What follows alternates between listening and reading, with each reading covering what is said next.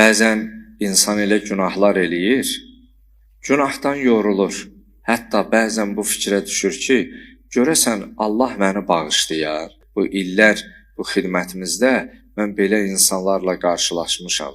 Adam gəlib deyir, tövbə eləmək istəyirəm. Amma bilmirəm ki, tövbə eləsəm Allah məni bağışlayar yoxsa yox. Deyir, mən o qədər günah eləmişəm, o qədər günah eləmişəm. Deyim, bilməyərəkdən eləmişəm, yox, bilmişəm.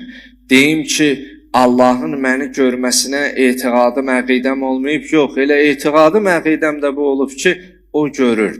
Yəni, o görə-görə, o baxa-baxa, özüm də bilə-bilə günahlar eləmişəm. Amma indi özüm də xəcalət çəkirəm. Düzdür, tövbə edirəm. Amma elə bilirəm ki, bu qədər günahla Allah məni bağışlamaz. Belə düşünməyək. Allah Teala Quran-ı Kərimdə bir neçə ayətdə buyurur: "Vəla təqnətu min rəhmətillah." Bizim çox mərhəmətli Allahımız var.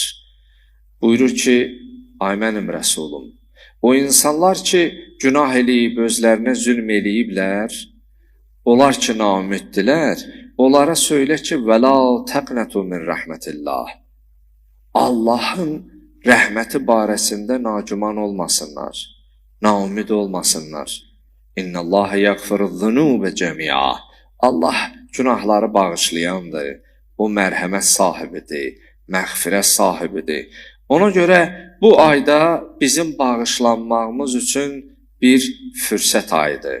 Qəlbimizin oyanışı və dirilişi üçün bir fürsətdir.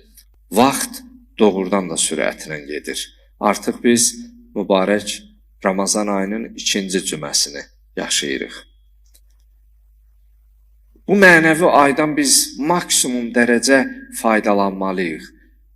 Ay bitəndə ayılmayaq ki, elə biz yemək içmək peşində olmuşuq. Yemək içmək, bəzən görürsən elələri var. İnşallah ki, aramızda olmaz, olsa da bizi bağışlasın. Adam, məsələn, o başlanlıqda iftarı fikirləşir, iftarda da o başlanlıqda nə yeyəcək fikirləşir.